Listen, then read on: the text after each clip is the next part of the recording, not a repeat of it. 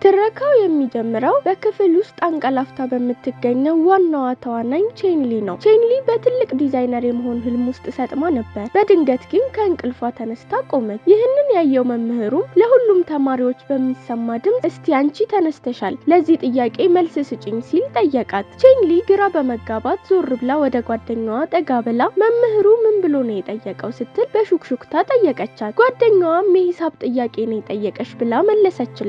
ይህንን ስትሰማ ቼንሊ ለራሷ ሂሳብ እኮ በጣም ከባድና የሚያደናግር ነው ስትል አጉረመረመች። በዚያው ቅጽበት የክፍሉ በር ተከፍቶ ዘግይቶ የመጣው ተማሪ ሾዌ ወደ ውስጥ ገባ። መምህሩም ትኩረቱን ወደ ቼንሊ በመመለስ ድምጹን ከፍ አድርጎ ቼንሊ የምትባለው ልጅ ወዴት ነሽ ውጪ ሲል አዘዘ። ይህንንም ስም ሲሰማ ሾዌ ወዲያውኑ ደንገጥ ብሎ የነበረበት ቦታ ላይ ቆመ። ምክንያቱም እሱ ቼንሊን ከዚህ ቀደም ስለሚያውቃት ነበር። መምህሩ ደግሞ ቼንሊ ወዴት ነሽ ውጪ ብሎ ድጋሚ ጠራት። ቼንሊ ባርኔጣዋን አድርጋ እያጎነበሰች ከመምህሩ ፊት ቀረበች። መምህሩም ባርኔጣሽን አውልቂ ሲል አዘዛት። ባርኔጣዋን ከፊቷ ላይ ከፍ ስታደርግ መምህሩ ቀደም ብላ ስለ ሂሳብ የሰጠችውን መልስ በማስታወስ አዎ ሂሳብ እኮ በጣም ከባድና የሚያደናግር ነው፣ የሰጠሽው መልስ በጣም ትክክል ነው አላት። ከቀድሞ ንግግራችን በመነሳት ትረካውን የበለጠ ዝርዝርና ስሜታዊ በሆነ መንገድ እናቀርባለን። መምህሩ ትምህርቱን ከጨረሱ በኋላ ከክፍል ወጥተው ሄዱ። ቼንሊ ከክፍል እንደወጣች ሾዌ ከኋላዋ ተከትሏት ነበር። ይህንን ያየችው ቼንሊ ለምን ትከተለኛለህ? ጉንፋን ይዞኛል አንተንም ይይዛል አለችው። ሾዌ ግን ለንግግሯ ትኩረት አልሰጠም እና በቁጭት ለኔ ምንም አይመስለኝም፣ ለምን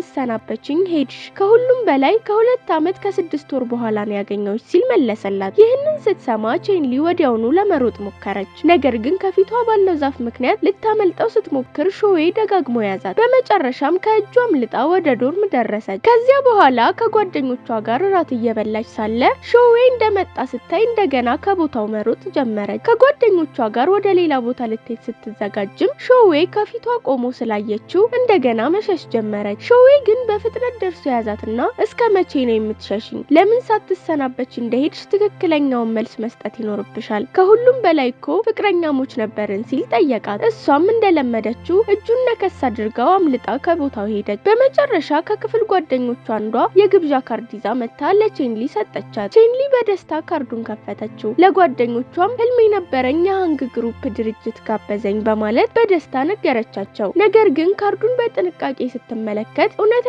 ሳይሆን የውሸት እንደሆነ ተረዳች። ይህንን ስታውቅ ምንም ይሁን ምን እኔ ግን እሄዳለሁ አለች። በኋላም ወደ ሃንግ ግሩፕ ስትሄድ የድርጅቱ ዘበኛ የካርዱን ውሸትነት አላስተዋለም ነበር። በዚህ መሃል ሾዌም ከአባቱ ጋር ወደዚያው ቦታ እየመጣ ነበር። ይህ ድርጅት የአባቱ ቢሆንም እሱ ግን የራሱን ድርጅት መክፈት ስለፈለገ በዚህ ስብሰባ ላይ መገኘት አልፈለገም ነበር። ሾዌ በዚያ ስፍራ ቼንሊን አያት። ቼንሊም ስለዚያ ስፍራ ነገሮች ለሰዎች በደንብ እያብራራች ነበር። ሰዎችም በነገረቻቸው ነገር ተደንቀው እንዴት ሁሉንም ነገር በዝርዝር ልታውቂ ቻልሽ ብለው ጠየቋት። ሰዎቹ ከሄዱ በኋላም ቼንሊ በድብቅ የዚያን ቦታ ነገሮች ቪዲዮ መቅረጽ ጀመረች። ሾዌም ከኋላ ሆኖ ላስገድዳት የሚችል ቪዲዮ ቀረጸ። ከዚያም ቼንሊ በክፍል ውስጥ እንደገና አንቀላፋች። ይህንን ያየው ሾዌም ጥያቄን ተቀበይ የሚል መልእክት ላከላት። እሷ ግን ሳትቀበለው እንደገና አንቀላፋች። በሌላ ጊዜ ቼንሊ የሆነ ቦታ ስታልፍ ራሷን ለመደበቅ ሞከረች። በመጀመሪያ ባርኔጣ ከዚያም ማስክ አደረገች። ሆኖም ሾዌ ያዛት። ሾዌም ለሁለተኛ ጊዜ ለምን ሳትሰናበችኝ ሄድሽ ብሎ ጠየቃት። እሷም የውሸት ታሪክ መናገር ጀመረች። ሾዌ ግን የደበቀውን ቪዲዮ አሳያትና እውነተኛውን ምክንያት ካልነገርሽኝ ይህንን ቪዲዮ ለሃንግ ግሩፕ ሰጣለሁ ሲል አስፈራራት። እሷም አይ ይህንን አታድርግብኝ፣ እውነቱን ለመናገር እውነተኛውን ምክንያት ረሳሁት፣ እንድትጠብቀኝ ጊዜ ትሰጠኛለህ ስትል ለመነችው። ሾዌም አዎ አስበሽ መልሽልኝ፣ ቪዲዮውን ግን ከእኔ ጋር አቆየዋለሁ ብሎ ከቦታው ሄደ። ከዚህ በኋላ ቼንሊ በክፍል ውስጥ እንደገና አንቀላፋች። በዚህ ጊዜ ሾዌ ሄደሽ ውሃ አምጪልኝ የሚል መልእክት ላከላት። መልእክቱን እንዳየች ወዲያውኑ መምህሩን ወደ መጸዳጃ ቤት መሄድ እችላለሁ ብላ ጠየቀችው። መምህሩም አዎ ሂጂ፣ ግን ይው ሾዌን እሱ በክፍል ውስጥ ውሃ በፍጹም አይጠጣም ሲል መለሰላት። ቼንሊ በዚህ በጣም ተናደደች። ይህ ልጅ ውሃ እንድታመጣለት ከማዘዝ አልፎ ክሌቱን እንድትጠገንለት አደረጋት። ከዚያም በአቅራቢያዋ ያሉ ልጃገረዶች የሆነ ነገር ሲበሉ ሲያይ እሱም ያንን ነገር እንድታመጣለት ይጠይቃት ጀመር። ከዚያ በኋላ ሾዌ አንድ ፖስተር ማየት ጀመረ። ቼንሊም ወዲያውኑ አሁን ደግሞ በካምፓስ ምርጫ ለመወዳደር ነው የምትፈልገው ብላ ጠየቀችው። እሱም አዎ እና በዚህ ጉዳይ ላይ አንቺ ትረጂኛለች ሲል መለሰ። ከዚያም የጠየቅኩሽ ምግብ በ10 ደቂቃ ውስጥ ከክፍሌ በር ውጪ እንዲደርስ አዝዤሻለሁ ብሎ ትቷት ሄደ። በዚህ መሃል ወንዶች ወንዶቹ የቅርጫት ኳስ ጨዋታ እየተጫወቱ ሳለ ቼንሊ የሾዌን ስልክ ለመስረቅ ወደ አካባቢው መግባት ጀመረች። የሾዌን ስልክ ፍለጋ ወደ ወንዶች ቦታ ስትሄድ ስልኩን እዚያ አላገኘችውም። በዚያ ቅጽበት ከሾዌ ጨዋታው ሲያልቅ ውሃ አምጪልኝ የሚል መልእክት ደረሳት። ቼንሊ መልእክቱን ስታነብ በቁጭት ስልኩን ይዞት ወደ ጨዋታው መጥቷል ማለት ነው አለች። ፊቷን በመሸፈን የሾዌ ቦርሳ ወደ ተቀመጠበት ቦታ ሄደች። ስልኩን ከቦርሳው ውስጥ ወስዳ ሮጠች። ስልኩን ለመክፈት ደጋግማ ሞከረች። በመጨረሻ የራሷን የልደት ቀን ስትጠቀም ስልኩ ተከፈተላት። የሾዌን ጋላሪ መፈተሽ ስትጀምር አንድ ቪዲዮ አገኘች። በቪዲዮው ላይ ሾዌ ለአንቺ የሆነ ነገር በዚህ ቦታ አስቀምጫለሁ መተሽ ውሰጂው ሲል ተናገረ። ልክ በዚያን ጊዜ ሾዌ ከኋላዋ መጥቶ ስልኩን ከእጇ ነጥቆ እዚህ የመጣሽው ቪዲዮውን ለማጥፋት ነው አይደል? ግን እኔ አሁን ወደ ክላውዴ ሰቀየዋለሁ፣ ስለዚህ ልታጠፊው አትችይም አላት። ቼንሊም ለምን የስልክ የይለፍ ቃል እስካሁን ድረስ የእኔ የልደት ቀን ነው ብላ ጠየቀችው። እሱም የማስታወስ ስራ ስለማይጠይቅ ቀላል ነው ብሎ መለሰላት። በዚያ ቅጽበት አንዲት ልጅ ውሃ ልትሰጠው መጣች። ነገር ግን እሷ አልተቀበላትም። ይህንን ስታይ ቼንሊ በትምህርት ቤት በነበሩበት ጊዜ ሾዌ ለተፈጥሮ ውሃ አለርጂ እንዳለበትና ከእርሷ ውጪ ከሌላ ሰው ውሃ እንደማይቀበል አስታወሰች። እሱ ሁሉ ጊዜ ቼንሊ ውሃ እስክትሰጠው ድረስ ይጠብቅ ነበር። ከዚያ በኋላ ሾዌ የምትነግሪኝ ነገር አለ ወይስ የለም ብሎ ጠይቋት ከቦታው ሄደ። ቼንሊ ወደ ዶርማ ከተመለሰች በኋላ ከጥቂት ደቂቃዎች በኋላ ከሾዌ ሌላ መልእክት ደረሳት። መልእክቱም በ11 ሰዓት ላይ አንድ የአትክልት ቦታ ውስጥ እንድታገኘው የሚጠይቅ ነበር። ቼንሊ ስትደርስ ሾዌ እሷን እየጠበቀ ነበር። እንድትቀመጥ ሲነግራት አይ ምንም አያስፈልገኝም የራሴ መቀመጫ ነገር ይዣለሁ በማለት እምቢ አለች። በዚያው ቅጽበት የሾዌን የቁም ስዕል መሳል ጀመረች። ሾዌም ስዕሉን እየሳለ አይኑን ከሷ ላይ ማንሳት አልቻለም። ፍቅረኛሞች በነበሩበት ጊዜ ቼንሊ እንዲህ ተቀምጣ የሱን የቁም ስዕል እንደምትስል ትዝ አለው። ከዚያም ቼንሊ በፀጉሩ ላይ ያለውን ነገር አስተዋለችና ለማንሳት ተጠጋችው። ሁለቱም በጣም ተቀራርበው ቆመዋል። እናም በዚያን ቅጽበት ሾዌ ደስ የሚል ፈገግታ ፊቱ ላይ ታየ። ቼንሊ ስዕሉን ስትጨርስ ስዕሉን ለሾዌ ያሳየችው። እሱ ግን ስዕሉ ላይ ስህተቶችን በመጠቆም እንደገና እንድትሰራው አዘዛት። ቼንሊ ተናዳ ምንድነው ችግር? እንዲያውም ስዕልህን አልስልም አለች። በቁጣም አንድ ጠላት የሚመስልበትን ስዕል ሰጥታው ከቦታው ሄደች። በኋላ ላይ ቼንሊ ምግብ ወደ ውሃው እየወረወረች ሳለ አንድ ድመት ወደ እርሷ ቀረበ። ድመቷን ልትመግብ ስትሞክር ድመቷ አልበላም አለች። በዚያን ጊዜ ሾዌ ብቅ ብሎ ለድመቷ ምግብ ሰጣት። ቼንሊ ልትሄድ ስትል ሾዌ አቆማትና ስዕልሽ በጣም ጥሩ እንደሆነ አላውቅም ነበር እና ምንም አይነት ምክንያት አልጠይቅሽም፣ ከዚህ በኋላም አላስቸግርሽም ማለት። ይህንን ስትሰማ ቼንሊ ያለህን ቪዲዮ አጥፋው አለችው። ሾዌም የፖስተሩ ስራሽን ስትጨርሽ አጠፋዋለሁ ብሎ መለሰላትና ከቦታው ሄደ። ቼንሊ ተናደደችበት፣ ግን ድመቷን ተሸክሞ ሲመለከታት ፈገግ ከማለት ራሷን መቆጣጠር አልቻለችም። አሁንም ለሱ ስሜት እንዳላት ተገነዘበች። ነገር ግን ራሷን ገታ አድርጋ የሾዌን ፖስተር ለመስራት ወደ ዶርሟ ተመለሰች። ድመቷን ይዞ እንዴት እንዳየችው በድጋሚ እያሰበች ትዝታ ውስጥ ሰጥማለች። በኋላ ክፍል ውስጥ ሾዌ ቼንሊ እንዳልመጣች ያስተውላል። ለምን ክፍል አልገባሽም የሚል መልእክት ቢልክላትም እሷ ግን ምላሽ አልሰጠችም። ይህ በእንዲህ እንዳለ ቼንሊ ፖስተሩን ጨርሳ እየተመለከተችው ነው። ከዚያም ፖስተሩን ልታስገባ ስትሄድ ሾዌ በመስኮት በኩል አይቷት ፈገግ ይላል። ይህንን ያስተዋለው መምህሩ ሾዌን ምን እየሰራ ነው ብሎ ይጠይቀዋል። ሾዌ ጌታዬ ወረቀቴን ጨርሻለሁ አሁን ልወጣ ነው ብሎ ይመልሳል። እሱ በፍጥነት ሮጦ ፖስተሩን ለማየት ከክፍል ይወጣል። ከዚያም ቼንሊን ለማግኘት ይጣደፋል። ሲያገኛት ቼንሊ ዛሬ በጣም ፈገግ እያልክ ነው፣ ለምን የኔን ቪዲዮ አትሰርዝም ትላለች። ግን ንግግሯን ሳትጨርስ ሾዌ ርዕሱን ቀይሮ አጠገቧ ይቀመጣል። ቼንሊ ትንሽ ከሱ ለመራቅ ትሞክራለች። ከዚያም ሾዌ የምትነግሪኝ ነገር አለ ብሎ ይጠይቃታል። ቼንሊ እኛ የክፍል ጓደኛሞች ብቻ ነን የሚያገናኘን ነገር የለም ብላ ትመልሳለች። ይህንን ሲሰማ ሾዌ ተናዶ ቢሄድም ቼንሊ ስለ ቪዲዮ መሰረዝ እንደገና ስታነሳ ሾዌ ምርጫውን ካሸነፍኩ ቪዲዮውን ሰርዘዋለሁ ብሎ ይመልስላታል። በድጋሚ በማታለል ይሄዳል። ይህ በእንዲህ እንዳለ ቼንሊ የንጽህና መጠበቂያ ለመግዛት ስትሄድ የክፍሉ ተወካይ በድንገት ይመጣል። እሷም በፍጥነት የንጽህና መጠበቂያዎቹን ለመደበቅ ትሞክርና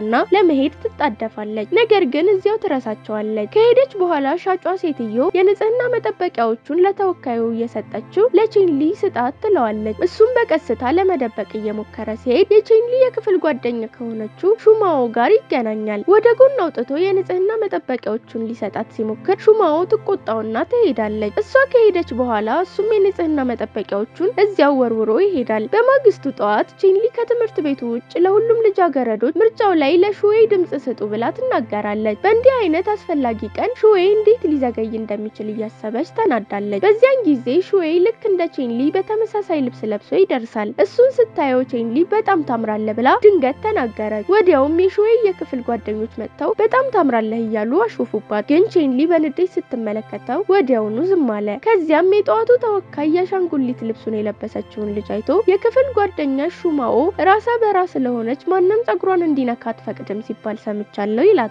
ይህንን ስትሰማ ሹማኦ ከራሷ ላይ አሻንጉሊቱን አውልቃ አሁን ፊቴን እያየ ተናገረው ትላለች። እርሱን ትመታውና ትሄዳለች። በዚያን ጊዜ ብዙ አድናቂዎች ሹዌይን አይቀርቡም ነበር። የመጡትም ከአንተ ጋር ፎቶ መነሳት እንፈልጋለን ይላሉ። ሹዌይ ሊከላከል ሲል ቼንሊ ጣልቃ ገብታ እርግጥ ነው ፎቶ መነሳት ትችላላችሁ ትላለች። ከዚያም ሹዌይን ወደ እነርሱ ትልከውና እሷም ፎቶ ማንሳት ትጀምራለች። ከዚያ በኋላ ሹዌይ ለልጃገረዶቹ መደነስ ይጀምርና ሁሉም ወደ እርሱ ይጎርፋሉ። እሱ ሲጨፍር እያየችው ቼንሊ ስለ ቀድሞ ታሪክ ማሰብ ትጀምራለች። በአንደኛው ትዝታ ላይ እውነት ወይስ ድፍረት የሚባል ጨዋታ እየተጫወቱ ሹዌይ እውነትን ይመርጣል። እሷም መቼ ነበር ለመጀመሪያ ጊዜ ያስተዋልከኝ ብላ ትጠይቀዋለች። እሱም በጣም ትንሽ ልጅ እያለው ነበር ለመጀመሪያ ጊዜ ያየሁሽ። ፓርኩ ውስጥ ልጆች ሲያጠቁኝ መተሽ አድነሽኝ ነበር። በድጋሚ ትምህርት ቤት ሳገኝሽ ወዲያው አወኩሽ ብሎ ይመልስላታል። ቼንሊ ግን ይህንን ታሪክ አታስታውስም። ምናልባት ሌላ ሴት ልትሆን ትችላለች። ይህንን በማስታወስ እንደገና አልከዳህም ብላ ለራሷ ቃል ትገባለች። ቼንሊ በሰራችው ስዕል ላይ እያየች ከሹዌይ ጋር ያደረገችውን ውይይት ታስታውሳለች። የሹዌይን ሀሳብ ከጭንቅላቷ ማውጣት አልቻለችም። ፖስተር ሰርቼለታል ነበር እንዴ የት ይሆን ብላ ትጠይቃለች። ከዚያም ፖስተሩን ፍለጋ ትሄዳለች። በመጨረሻም ስታገኘው ይዛው ትሮጣለች። አንድ ቦታ ላይ ፖስተሩን ይዛ ቆማ እሱ ቪዲዮዬን እንኳን ሰርዞልኝ ለምን እስካሁን እሱን አስባለሁ ብላ ራሷን ትጠይቃለች። ከዚያም ወደ ክፍሏ ትመልሰዋለች። ይህንን ያየችው ሹማኦ ለምን ደግመሽ አመጣሹ ብላ ትጠይቃታለች። ቼንሊም ይህ የመጀመሪያ ፕሮጀክቴ ስለሆነ ነው የመለስኩት ብላ ትመልስላታለች። ሹማኦ ወደ ስልኳ ስትመለስ የሹዌይን ፖስተር እያየችው ይህንን ፖስተር ሳየው ሌሊቱ ሙሉ የሚያየኝ ይመስለኛል ትላታለች። ይህንን ከሰማች በኋላ ቼንሊ የፖስተሩን ፊት ከእርሷ ትመልሳለች። ከዚያም ቼንሊ አንድ ሰው ቢሄድና እንደገና ስታገኘው እሱን ከማሰብ ማቆም ባትችል ምን ማለት ነው ብላ ትጠይቃታለች። ሹማኦም እሱን እንደምትወጂውና ወዴትም ብትሄጂ እርሱ በአእምሮሽ ውስጥ ይኖራል ማለት ነው ብላ ትመልሳለች። በዚያን ጊዜ ለቼንሊ አንድ ኢሜል ይደርሳታል። ከሁንግ ቡድን ለቃለ መጠይቅ እንደተጠራች ታውቃለች። መጀመሪያ ላይ ደስ ቢላትም የንድፍ ስራዎቿን ይዛ መምጣት እንዳለባት ስታስብ መጨነቅ ትጀምራለች። በኋላ ላይ ንድፎቿን ቅርጽ ለማሰራት ብትሞክርም ሁሉም እምቢ ይላታል። ይህ በእንዲህ እንዳለ ሹዌይ ከዋና ስራ አስኪያጁ ጋር ለንግድ ስራ ወደ ከተማ ሄዷል። ሊሄዱ ሲሉ ሹዌይ ቼንሊን ያያል። ወዲያውም ለዋና ስራ አስኪያጁ እኔን ተወኝና ሂድ ብሎት ይከተላታል። ቼንሊ ለመጨረሻ ጊዜ አንድ ፋብሪካ ብትጠይቅም እነሱም እምቢ ይሏታል። ተስፋ ቆርጣ ልትሄድ ስትል ሹዌይ ከፊቷ ቆሞ ታገኘዋለች። ስታየው አይኖቿ በእንባ ይሞላሉ። ርቦሻል ብሎ ይጠይቃታል። ከዚያም አብረው ለመብላት ይሄዳሉ። እራት ላይ ቼንሊ ብዙ ትጠጣና ደብተሯን እያሳየችው እነዚህ ንድፎቼ ጥሩ አይደሉም፣ ታዲያ ለምን ማንም ቅርጽ መስራት አልፈለገም ብላ ትጠይቀዋለች። እሱም ንድፎቿን እያየ እነዚህ በጣም ልዩ ናቸው፣ እንደዚህ አይነት አይቼ አላውቅም ይላታል። ይህንን ስትሰማ ቼንሊ ደስ ይላታል። በኋላ ላይ ሹዌይ ወደ ሆቴል ክፍል ይወስዳታል። ክፍል ውስጥ ስትደርስ በአልጋው ላይ ያስተኛታል። እሷም ወደ እርሷ ትጎትተውና እሱም ወደ እርሷ ይቀርባል። ሊስማት ሲል ከውጪ ተኝተሃል የሚል ድምጽ ይሰማል። መጀመሪያ ላይ ሹዌይ መልስ አልሰጠም። ነገር ግን ደግሞ ሊስማት ሲሞክር ድምጹ ነቅተሃል ብሎ ይደግማል። ሹዌይም አልነቃሁም ተኝቻለሁ ብሎ ይመልሳል። በማግስቱ ጠዋት ቼንሊ አይኖቿን ስትከፍ ሹዌይ አጠገቧ ተኝቶ ታየዋለች። ይህንን ስታይ የትላንትናውን ምሽት ትዝታዎች ሁሉ ወደ እርሷ ይመጣሉ።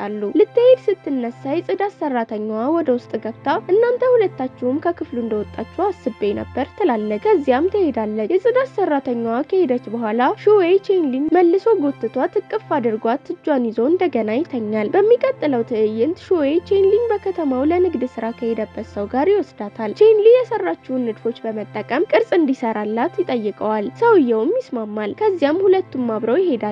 በማግስቱ ጠዋት ቼንሊ ለክፍል ስለዘገየች መሮጥ ጀመረች። በዚያን ጊዜ ሹዌይ በብስክሌት ከኋላዋ መጥቶ አጠገቧ ይቆማል። ሁለቱም በሀፍረት እንደምን አደርሽ ተባባሉ። በድንገት ቼንሊ ለክፍል ዘግይቻለሁ፣ አንተም ትዘገያለህ፣ ፍጠንና ወደ ክፍል ሂድ ትላለች። ሹዌይ አንቺን ማሳፈር እችላለሁ፣ ውጪና እንሂድ ይላታል። ነገር ግን ወደ ኋላ ስትመለከት በብስክሌቱ ላይ መቀመጫ እንደሌለ ታያለች። ሹዌይም አፍሮ ዝም ይላል። ቼንሊ አንተ ቀድመህ ሂድ፣ እኔ ሮጬ ይደርሳለሁ አለችው። ይህንን የሰማው ሹዌይ በብስክሌቱ ይሄዳል። ቼንሊ ክፍል ስትደርስ ፕሮፌሰሩ የዘገዩትን ልጆች ሲወቅሳየች። በዚያን ጊዜ ሹዌይ ወደ ክፍል ገብቶ ጥያቄ በመጠየቅ የፕሮፌሰሩን ትኩረት ወሰደ። ለቼንሊም በድብቅ ወደ ክፍል እንድትገባ ምልክት ሰጣት። እሷም ፕሮፌሰሩ ሳያዩት በፍጥነት ገባች። ሹዌይም አሁን ገብቶኛል አለና ወንበሩ ላይ ተቀመጠ። ከዚያ ከዚያ በኋላ ቼንሊ ስለረዳት ሹዌይን አመሰገነችው። ነገር ግን ትምህርቱ እንዳለቀ ሁለት ልጃገረዶች ስለ ቼንሊ ሌባ ናት እያሉ ማውራት ጀመሩ።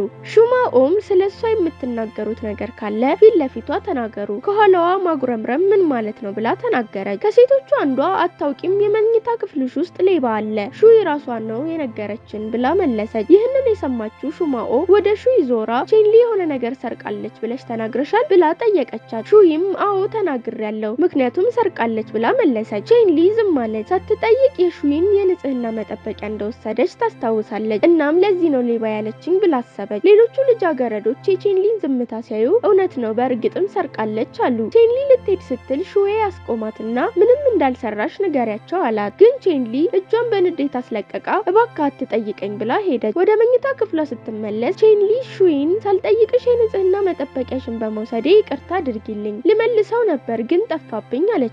ሹይ አሁንም ተበሳጭታ ይህንን እንዴት አምናለሁ ብላ መለሰች። በዚያን ጊዜ ሹማው አረ ተወካዩን የንጽህና መጠበቂያዎቹን ለቼንሊ እንድሰጣት ሰጥቶኝ ነበር፣ እኔ ግን መልሼለት ነበር ብላ አስታወሰች። ይህንን የተረዳችው ሹይ በፍጥነት ወደ ተወካዩ ሄዳ የንጽህና መጠበቂያዎቹን እንዲመልስላት ጠየቀችው። ተወካዩም ወርውሬያቸዋለሁ ብሎ መለሰ። ሹማውም እሺ በራስህ ገንዘብ አዲስ ትገዛልኛለህ አለችው። ተወካዩም ገንዘቡን ውሰጂ፣ ለሱ ሲባል ሱቅ አልሄድም አለ። ሆኖም ግን በመጨረሻ ገዝቶ ሰጣት። ሹማው ጥቅሉን ስትከፍተው በውስጡ መከላከያም ነበር። በንዴት እንዲህ አይነት ሰው እንደሆን ካውቃለሁ ብላ ወርውራበት ሄደች። ተወካዩም አፍሮ እኔ እዚያ ውስጥ አላስገባሁትም፣ እንዴት እዚያ እንደገባ አላውቅም አለና እቃውን ኪሱ ውስጥ ከቶ ሄደ። በኋላ ቼንሊ የንጽህና መጠበቂያዎቹን ለሹይ ስትመልስላት ሹይ ተጸጽታ አንቺን ስለከሰስኩሽ ይቅርታ አለቻት። እናም ወዳጅነታቸው እንደገና ታደሰ። ይህ በእንዲህ እንዳለ ሹይ ስልኩን እያየ ስለጮኸችብኝ ይቅርታ ካልጠየቀችኝ ይቅር አልላትም ብሎ ያስባል። በሌላ በኩል ደግሞ ቼንሊ ምን እንደምትጽፍለት ግራ ተጋብታለች። በመጨረሻም ቼንሊ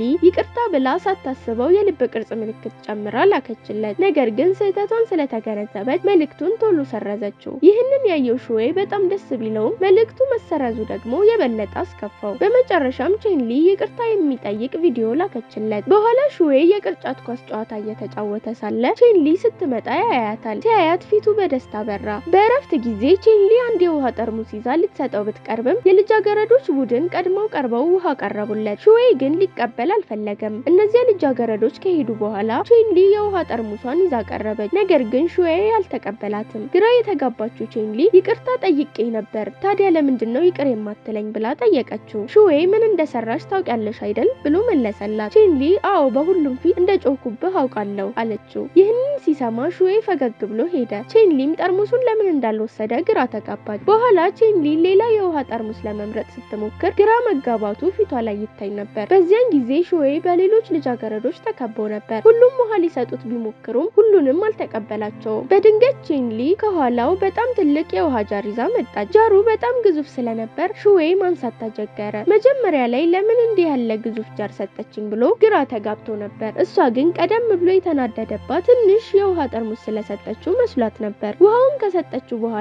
የበለጠ ከፈለክ ደውልልኝ አለችው። ሹዌም በጣም ተደሰተ። ቼንሊ ስትሄድ ደስታውን መደበቅ አልቻለም። ሌሎቹ ልጃገረዶች ግዙፍ እንጀራ አይተው አሁንም ውሃ ትፈልጋለህ ብለው ጠየቁት። ሹዌም ጃሩን ይዞ ይመስላችኋል ብሎ መለሰላቸው። ልጃገረዶቹም ተስፋ ቆርጠው ሄዱ። በኋላ ላይ ወንዶቹ ማን ብዙ ውሃ እንደተቀበለ ለማወዳደር ይሞክራሉ። የሹዌ ጃር በጣም ትልቅ ስለነበር እርሱ አሸነፈ። ወደ ክፍል ወስዶት በፊቱ አስቀምጦ በፍቅር ያደንቀው ጀመር። ይህ በእንዲህ እንዳለ ቼንሊ ሹዌ ክፍል ውስጥ እንደሌለ አስተዋለችና የክፍሉ ጓደኛውን ዣን ምን ሆኖ ነው ብላ ጠየቀችው። ዣም ታሟል፣ ያንን የውሃ ጠርሙስ ይዞ ተቀምጧል፣ እኔም ሆንኩ ማንንም እንዲነካበት አይፈቅድም፣ ምን አይነት በሽታ እንደሆነ አላውቅም ብሎ መለሰ። ቼንሊ ለጥቂት ጊዜ ዝም አለ። ከዚያም ዣ ድንገት በሹዌ በጣም ፍላጎት እያሳየች ነው ብሎ አከለ። ቼንሊም በፍጥነት ዝም ብዬ እየጠየቅኩ ነበር ብላ መለሰች። በዚያን ጊዜ ሹዌ ከአንዲት ቆንጆ ሴት ጋር ስለ ኢንቨስትመንት ለመነጋገር ተገናኝተው ነበር። ሴትየዋም ለምን ካንተ ጋር ኢንቨስት አደርጋለሁ ከአባት ጋር ለምን አልነጋገርም ብላ ጠየቀችው። ሹዌ በቁም ነገር ከአባቴ ጋር ያለኝ ግንኙነት በቃ እንዲህ ብሎ የሚጠይቅ አይነት አይደለም ብሎ አስረዳ። ሴትየዋ ታዲያ እኛ ያለን ግንኙነት ምንድነው ብላ የበለጠ ጠየቀች። ሹዌም ከእናቴም በላይ የተሻለ ነገር እንደምታደርጊልኝ ነግሬሽ ነበር አንቺ ለኔ ልዩ ነሽ ብሎ መለሰላት። ይህንን ስትሰማ ስሜቷ ተነካና እሺ ካንተ ጋር ኢንቨስት አደርጋለሁ አለችው። ሹዌም በጣም ተደስቶ እንኳን ደስ አለሽ አሁን አጋሮች ነን አለ። እሱ ሲሄድ አንድ አስተናጋጅ ወደ ሴትየዋ ቀርቦ ይህ ወጣት ታናሽ ወንድምሽ ነው ብሎ ጠየቃት። እሷም አይደለም ልጄ ነው ብላ መለሰችለት። ቼንሊ ወደ ቤት ስትሄድ ትዕይንቱን ወደ ቅርጫት ኳስ ጨዋታ ይቀይራል። በሌላ በኩል ሹማውና ቼንሊ የጭፈራ ቡድኑን ተቀላቅለዋል። በዚያን ጊዜ አንዳንድ ልጃገረዶች መጥተው ቶሎ በይ ብለው ይጠሯታል። ቼንሊም ለመዘጋጀት በፍጥነት ብትሄድም የልብሷ ዚፕ ተጣብቆባት ነበር። ስትወጣ ሹዌ ወደ እሷ ሲቀርብ ታያለች። ሹዌም ምን ሆነሽ ነው ብሎ ይጠይቃታል። እሷም ስለ ዚፑ ትነግረዋለች እና እሱም ይረዳታል። በጣም ስለተቀራረቡ ሹዌ ከጨዋታው በኋላ ከዛፉ ስር እንገናኝ ይላታል። ቼንሊም ተስማምታ ለጭፈራው ትሄዳለች። እሷ ስትሄድ ሹዌ ፈገግ ይላል። እሷም ከሌሎች ልጃገረዶች ጋር በመሆን በጣም በሚያምር ሁኔታ ትጨፍራለች። ከጭፈራቸው በኋላ ጨዋታው እንደገና ይጀምራል። ሹዌ ጎል በሚያስቆጥርበት ጊዜ ሁሉ ቼንሊ በጣም ደስተኛ ትሆናለች። ጂያ ደስታዋን ቢያስተውልም ለምን እንደዚህ እንደምትደሰት ሊገባው አልቻለም። ጨዋታውን ካሸነፈ በኋላ ሹዌ ይሄዳል። ቼንሊም እሱን ለማግኘት ስለፈለገች ይሄድ እንደሆነ ትመለከተዋለች። ከዚያም ለመድረስ ተጣድፋ ትከተለዋለች። በኋላ ላይ ቼንሊ ሹዌን እየጠበቀች ሳለ ጂያ መጥቶ ለምን እዚህ ቆምሽ ብሎ ይጠይቃታል። እሷም ሹዌን እየጠበቅኩ ነው ስትለው እርሱ ሹዌ ከሌላ ልጅ ጋር ሄደ ብሎ ይመልስላታል። ይህንን ስትሰማ ቼንሊ በፍጥነት እሱን ፍለጋ ትሄዳለች። እሱ በእርግጥም ከሌላ ልጅ ጋር መሆኑን ስትገነዘብ ቼንሊ ተናዳ ትሄዳለች። ከዚያም የሹዌን ፖስተር ይዛ ወጣ ለምን አምጥቼው እዚህ እንዳስቀመጥኩት አላውቅም ብላ የቆሻሻ ቅርጫት ውስጥ ትከተዋለች። በሚቀጥለው ትዕይንት እሷ አንድ ጥቅል ነገር ስትሸከም እናያለን። በዚያን ጊዜ ሹዌ መጥቶ ለቁሳቁሶች የጠቀሽው ጥቅልሽ ደርሷል ይላታል። እሷም አዎ ብላ ትመልሳለች። እርሱ ሊከፍተው ሲል እሷ እኔ ከፍተዋለሁ ብላ አስቁመው ትሄዳለች። ነገር ግን እሱ ይከተላታል። ቼንሊ ክፍል ስትደርስ ፈተናዋ ጥሩ አልሄደም። እናም መምህሩ ይወቅሳታል። የትምህርቱ መጨረሻ ላይ ቼንሊና ሹዌ ብቻ ቀሩ። ሹዌ ወደ ቼንሊ ቀርቦ ለፈተና ምን ማንበብ እንዳለባት ሊነግራት ቢሞክርም እሷ ግን ፍላጎት አላሳየችም። በራሴ መንገድ እሰራዋለሁ ብላው ትታው ትሄዳለች። ቼንሊ ተቀምጣ ስትበላ ሹዌ ቀርቦ አንድ አስፈላጊ ማስታወሻ ይሰጣትና እነዚህን አንብቢያቸው ይላታል። እሱ ከሄደ በኋላ ቼንሊ ማስታወሻውን ለጂያ ሰጥታ ይህንን ለሱ መመለስህን አትርሳ ትለዋለች። ጂያም ጥሩ ማስታወሻዎችን በማግኘቱ ደስተኛ ይሆናል። ክፍል ውስጥ መምህሩ የሁሉንም ተማሪዎች ውጤት ሲናገር ቼንሊ መጨረሻውን ደረጃ አገኘች። ሹዌ ይህንን ሲሰማ በጣም ደነገጠ። በዚያን ጊዜ ጂያ ማስታወሻዎቹን እየመለሰለት እነዚህን ማስታወሻዎች በጣም ረድተውኛል ይለዋል። ሹዌም እነዚህን ማስታወሻዎች ማን የሰጠ ብሎ ጠየቀው። ጂያም ቼንሊ እንድመልስልህ ነገረችኝ፣ እኔ ግን ካጠናኋቸው በኋላ መልሻቸዋለሁ ብሎ ይመልሳል። ይህ ሹዌን በጣም ስላናደደው ማስታወሻውን በጠረጴዛው ላይ ወረወረው። ሁሉም ተማሪዎች ወደሱ ዞረው ተመለከቱ። ትምህርቱ ሲያልቅ ሹዌ ወደ ቼንሊ ቢቀርብም እሷ ግን ሙሉ በሙሉ ችላ ብለው መሄድ ትጀምራለች። ሹዌም ለምን አዘነችብኝ ብሎ ግራ ተጋባ። ከዚያ በኋላ ሹዌ ወደ ክፍል ሲመለስ ጂያ ከዚያች ልጅ ጋር ነበር፣ የሴት ጓደኛህ ናት ብሎ ይጠይቀዋል። ሹዌ የሴት ጓደኛዬ አይደለችም፣ እንደዚህ አይደለም ብሎ ይመልሳል። ጂያም አዎ አሁን መላው ክፍል ያውቀዋል ይለዋል። አሁን ሹዌ ቼንሊ ለምን እንደተናደደች ተረዳ። ሁሉም ጓደኞች ለመስፈን ይሰበሰባሉ። በድንገት ሹዌ ገብቶ ጂያን ወደ ጎን ገፍቶ በቼንሊና በሌሎች መካከል ይቀመጣል። ቼንሊ ለመሄድ ስትሞክር እጇን ይዞ ወደ እርሱ መለሳትና ምን ሆነሻል አዝነሽብኛል ብሎ ይጠይቃታል። አሁን ሁሉም ደረጃ በደረጃ የሚለውን ዘፈን መስፈን ጀመሩ እና የሹዌ ተራ ሲደርስ ቼንሊ ማይኩን አልሰጠችውም። ነገር ግን ሹዌ ራሱ ወስዶ የሴት ጓደኛ ስለሌለው የሚያወራ ዘፈን መስፈን ጀመረ። ብዙ ከተዝናኑ በኋላ ቼንሊና ሹዌ አብረው እየሄዱ ነው። ቼንሊ በጣም ደስተኛ ነበረች። ሹዌ ለምን በጣም ደስተኛ ሆንሽ ብሎ ጠየቃት። እሷም በካፌ ውስጥ ተጨማሪ ምግብ አገኘው ብላ መለሰች። አሁን ቼንሊ ታዲያ ያቺ ከጥቂት ቀናት በፊት አብራሃት የነበረችው ልጅ የሴት ጓደኛ ነበረች ብላ ጠየቀችው። ሹዌ የሴት ጓደኛዬ ስለሆነች እየቀናሽ ነው ብሎ መለሰላት። ቼንሊ ለምን እቀናለሁ አለችው። ሹዌም እሷ የሴት ጓደኛዬ አይደለችም የቤተሰብ አባል ነች አላት። ይህንን ስትሰማ ቼንሊ እህቱ እንደሆነች አሰበች። ከዚያም ሹዌ አሁን ሁሉም ነገር ግልጽ ስለሆነ አብረን ልንሆን እንችላለን ብሎ ጠየቃት። ቼንሊም አዎ ለኔ ችግር የለውም ብላ መለሰች። ከዚያም እጁን ይዛ እጅህ ለምንድነው በጣም የቀዘቀዘው አለችዋን ይዞ አብሯት መሄድ ይጀምራሉ።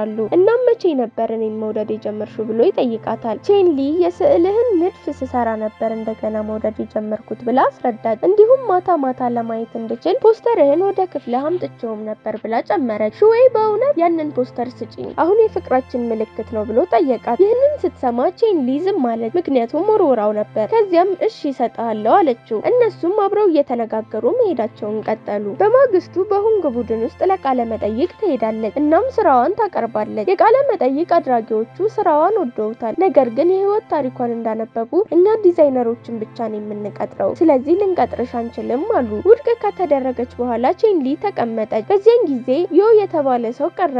የንድፎቿን ስራዎች አይቶ ይህ በጣም ጥሩ ነው ብሎ አስተያየት ሰጠ። ከዚያም ጥቂት ጥያቄዎችን ከጠየቃት በኋላ ተቀባይነት አግኝተሻል አላት። ከዚያም በኋላ ካርዱን ሰጣትና ሄደ። የቼንሊ ወላጆች ስለሷ ይጨነቃሉ። ለምን ይሄን ሁሉ ማጥናት ጀመረች ይላሉ። ከማለዳ እስከ ማታ ድረስ ታጠናለች። ቀድሞ ግን ከመተኛት ሌላ የምትሰራው ስራ አልነበራትም። በዚያን ጊዜ ቼንሊ ከክፍሏ ወጥታ ወላጆቿን ቴሌቪዥኑን ዝጉ ላጥና አለቻቸው። ይህንን ከተናገረች በኋላ ትሄዳለች። እናቷም እንደዚህ አብዝቶ ማጥናት የለባትም ብላ ታስባለች። ይህንን እያሰቡ ከቤት እንድትወጣ ይገፋት ጀመር። ውጪ ሄደሽ አየር ብትመች ይሻላል እያሉ ገፋት። ቼንሊ አሁን ውጪ ብትሆንም ምን ማድረግ እንዳለባት ግራ ገባት። በዚያን ጊዜ ሹዌ አንድ ሳጥን ከዛፍ ስር ደብቅ ያለበት ቪዲዮ ትዝ ይላታል። ወደዚያ ቦታ በፍጥነት ሄደች። ሁለት ወይም ሶስት ዛፎች ስር ቆፍራ ሳጥኑን አገኘችው። ስትከፍተው በውስጡ አንድ ፎቶ ነበር እና ከኋላው ሁልጊዜም የፍቅራችንን ዓመታዊ በዓል አብረን እናከብራለን የሚል ማስታወሻ ተጽፏል። ይህንን ስታይ እሺ ብላ ጻፈችበትና ልክ እንደ በፊቱ መልሳ ቀበረችው። ይህንን ሁሉ ከሰራች በኋላ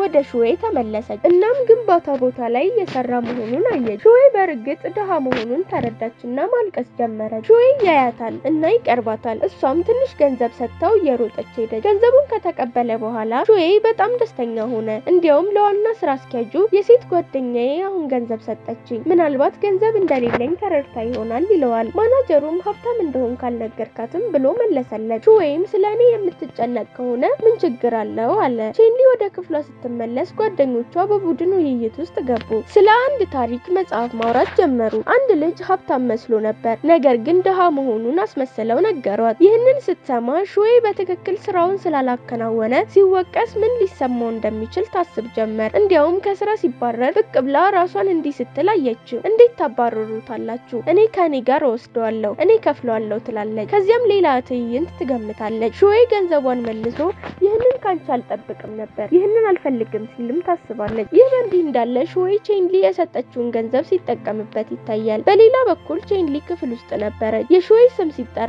ወደ መጸዳጃ ቤት ሄዷል አለች። መምህሩ እኔን ሳያናግረኝ ነው ብሎ መለሰ። ሌሎች ተማሪዎችም በቼንሊ ይስቁ ነበር። እሷም ተሳስቼ ይሆናል አለች። በኋላ ላይ ስለሰጠሁት ገንዘብ መጥፎ ስሜት እንዳልተሰማው ተስፋ አደርጋለሁ፣ መልእክት ልልክለት ይገባል እያለች ታስባለች። በዚያን ጊዜ ሹዌ ገባ።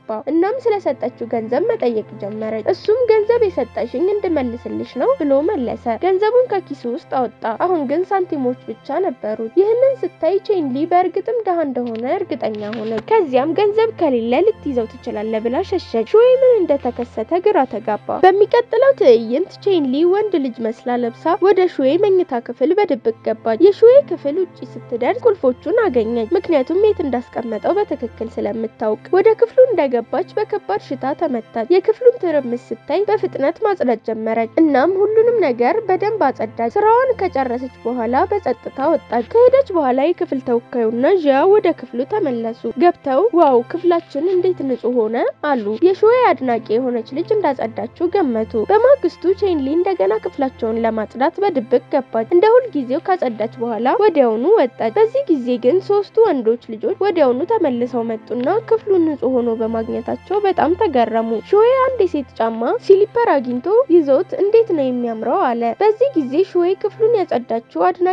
ቼንሊ እንደሆነች ገምቶ ነበር። በኋላ ክፍል ውስጥ ቼንሊ በጣም የዛለች ትመስላለች። ሹማው ስታያት ለምን በዚህ ሁሉ ጊዜ በጣም ደክመሽ ትታያለሽ ብላ ጠየቀቻት። ቼንሊ ምንም አልተናገረችም። በዚያ ጊዜ ሹዌ ያንን ጫማ ለብሶ ወደ ክፍል ገባ። ሁሉም ተማሪዎች እንዴት ነጠላ ጫማ ለብሶ ወደ ክፍል ይገባል እያሉ ማውራት ጀመሩ። ሹዌ ወንበሩ ላይ ተቀመጠ እና የክፍል ጓደኞቹ አንዲት አድናቂው ለሹዌ ጫማ ትታለት ነበር አሉ። ሹዌ በሁሉም ፊት ጫማውን እያሳየ ቢፎክርም ቼንሊ ግን ችላ አለችው። በዚያን ጊዜ መምህሩ ገባና ሹዌ እግሩን ዘርግቶ ሲቀመጥ አየው። መምህሩ እግርህን ምን አሞሃል ብሎ ጠየቀው። ሹዌ በፍጥነት እግሩን ቢሰበስብም ጫማው ግን ቀረ። ቼንሊም ጫማውን ገፍታ ወደ ጎን ጣለችው። በኋላ በመደብሩ ውስጥ ሹዌ አሁንም ጫማውን እያየ ነበር። ዋና ስራ አስኪያጁ የሴት ጓደኛ ሰጠችህ ብሎ ጠየቀው። ሹዌም አዎ አብረን መሆን ጀምረናል፣ እሷ ግን ለማንም አልተናገረችም። ስለዚህ ትምህርት ቤቱ ሁሉ እንዲያው ግንኙነታችንን በይፋ ማሳወቅ እፈልጋለሁ ብሎ መለሰ።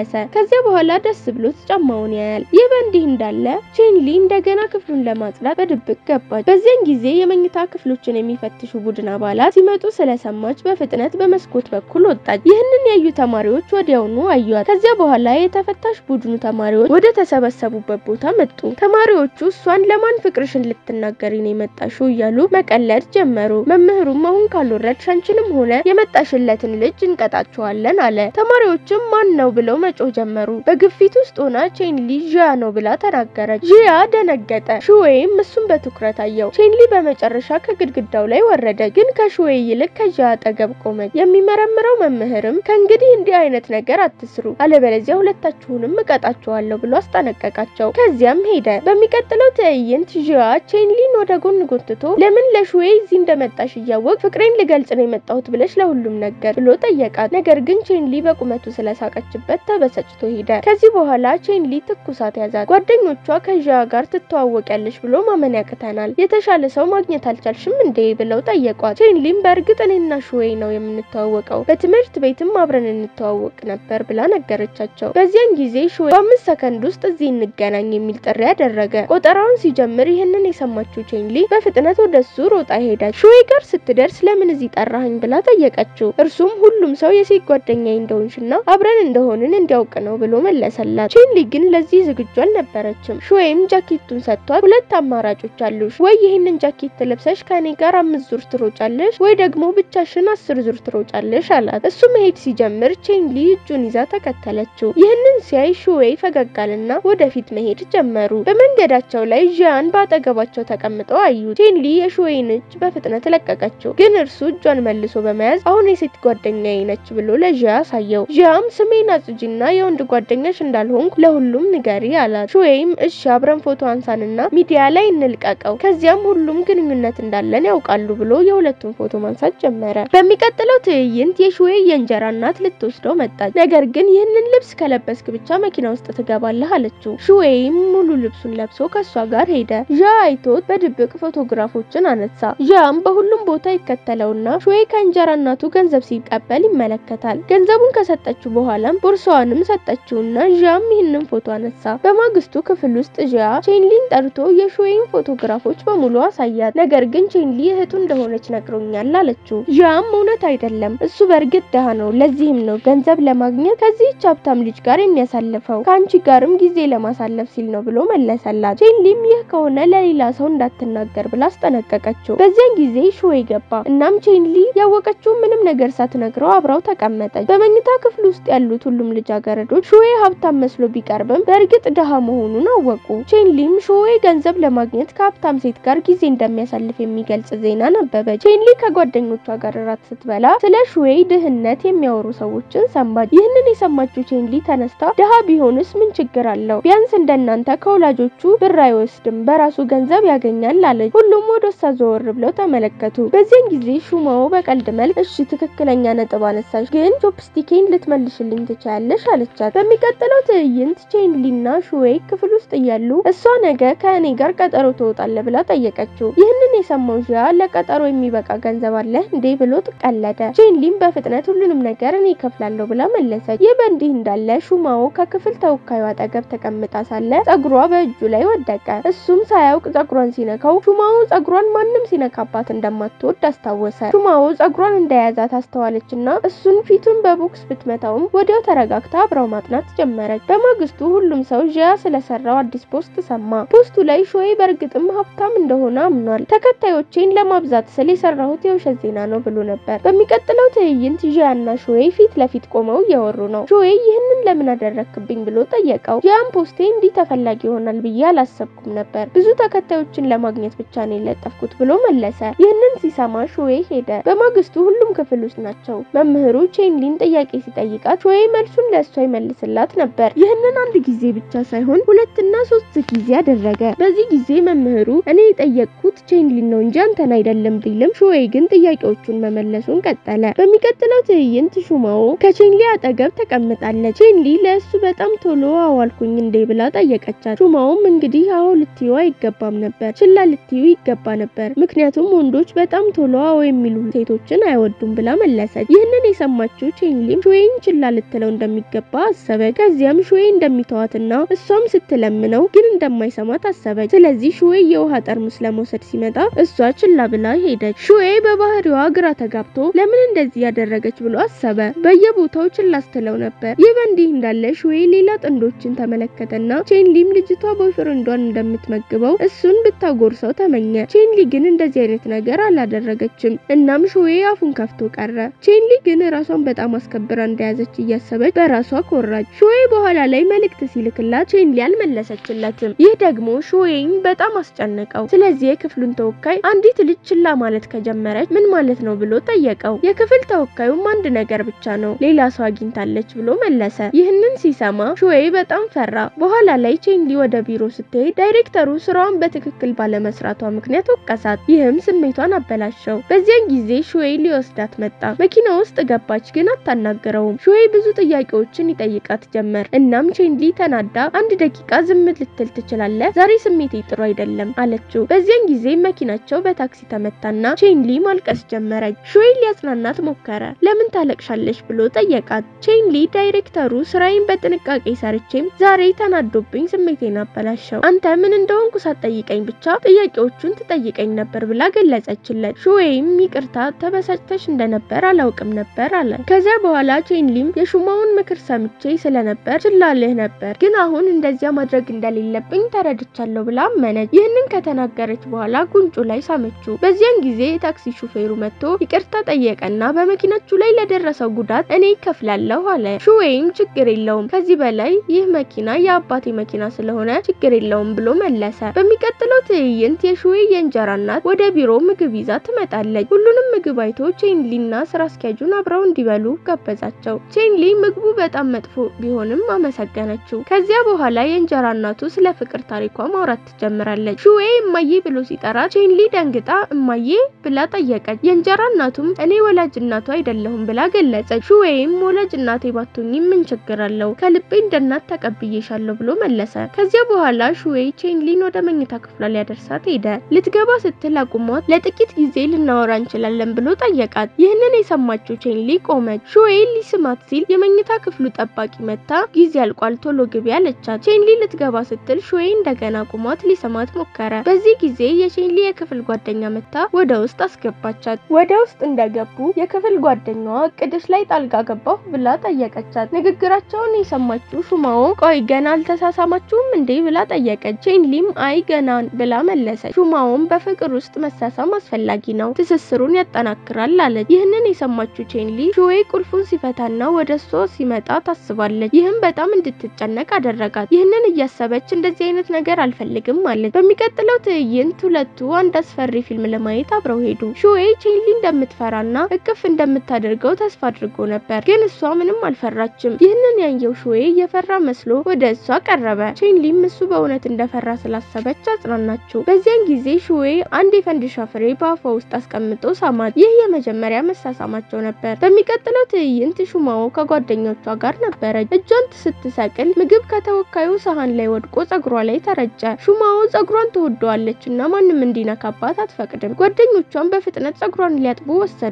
ይህንን ያየው ተወካዩ ሹማው ይቅር እንደማትለው አስቦ ፈራ። ይህ በእንዲህ እንዳለ ቼንሊና ሹዌ አብረው በብስክሌት እየተጓዙ ነው። ቼንሊም በጣም ረጅም ነህ አለችው። ይህንን ከተናገረች በኋላ ልትሄድ ስትል ሹዌ ወደ እሱ ጎትቷት አንስቶ ሳማት። በማግስቱ በድርጅቱ ውስጥ ሹዌ በስብሰባው ላይ ሙሉ በሙሉ ተዘናግቶ ነበር። ስለ ቼንሊ እያሰበ ነበር። በኋላ ወደ መኝታ ክፍሉ ሲመለስ ስልክ ተደወለለት። ማንሽ ብሎ ጠየቃት። አንዲት ልጅ እኔ ጂያንግ ነኝ፣ በልጅነታችን ልዕልት ትለኝ ነበር፣ በጨዋታ ሜዳ ተገናኝተን ነበር። ከዚያ በኋላ ትምህርት ቤት ውስጥ ልፈልግ ብሞክርም ቼን የምትባል ልጅ ወደ ሌላ ትምህርት ቤት እንደተዘዋወርክ ነገረችኝ። ቁጥርህን ለማግኘት ብዙ ጊዜ ፈጅቶብኝ ነው የደወልኩልህ ብላ መለሰች። ይህንን የሰማው ሹዌ የት ነሽ ብሎ ጠየቃት። ጂያንግም ከመኝታ ክፍሉ ውጪ ነኝ ብላ መለሰች። ደንግጦ ሹዌ በፍጥነት ወደ እሷ ሄዶ ወደ ጎን ወሰዳት። በሚቀጥለው ትዕይንት ሹዌ ከቼንሊ ጋር ክፍል ውስጥ ተቀምጦ ሳለ ቼንሊ ስዕሏን አሳየችው። ሹዌ ችላ ብሏት ሄደ። ከዚያም ጂያ ስዕሏን ለማየት ቀረበ።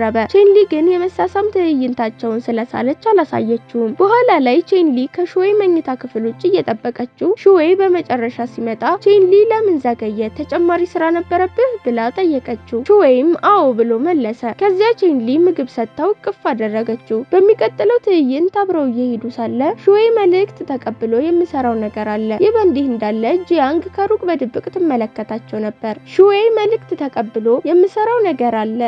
ይህ በእንዲህ እንዳለ ጂያንግ ከሩቅ በድብቅ ትመለከታቸው ነበር። በኋላ ሹዌ እና ቼንሊ አብረው ራት ሊበሉ ወጡ። ቼንሊ ከጂያንግ መልእክት ተቀበለችና ይህች ልጅ እንደገና መጣች ብላ አሰበች። ከዚያም ጂያንግ ወደ ሹዌ ክፍል ገብታ አንድ ነገር በማስታወሻ ደብተሩ ላይ ስትተውና ሹዌን እዚህ እንደነበርኩ እንዳትነግሪው ላስደንቀው ፈልጋለሁ ብላ ለቼንሊ ስትነግራት ትዝ አላት። ከዚህ ትዝታ በኋላ ቼንሊ ጂያንግ ሹዌ የሚያወራላት ልጅ እንደሆነች ተረዳች። ሹዌ በስህተት ጂያንግን ቼንሊ ናት ብሎ በማሰቡ እንደተዋወቁ ግልጽ ሆነላት። ከዚያም ቼንሊ ወደ ወላጆቿ ሄዳ ትምህርት ቤቷን እንድትቀየር ጠየቀቻቸው። በሚቀጥለው ትዕይንት ቼንሊ ወደ መጸዳጃ ቤት ስትሄድ አንዲት ልጅ ስትከተላት ታየች። ፈርታ ወደ ወንዶች መጸዳጃ ቤት ገብታ ተደበቀች። ስትወጣ ልጅቷ የተማሪ መታወቂያ ካርድሽን መሬት ላይ አግኝቼው ነው ልመልስልሽ የፈለኩት አለቻት። በዚያ ጊዜ አንድ ልጅ ቀርቦ ቼንሊን ለምን ወደ ወንዶች መጸዳጃ ቤት ገባሽ ብሎ ጠየቃት። ቼንሊም ምንም አላየሁም አለችው።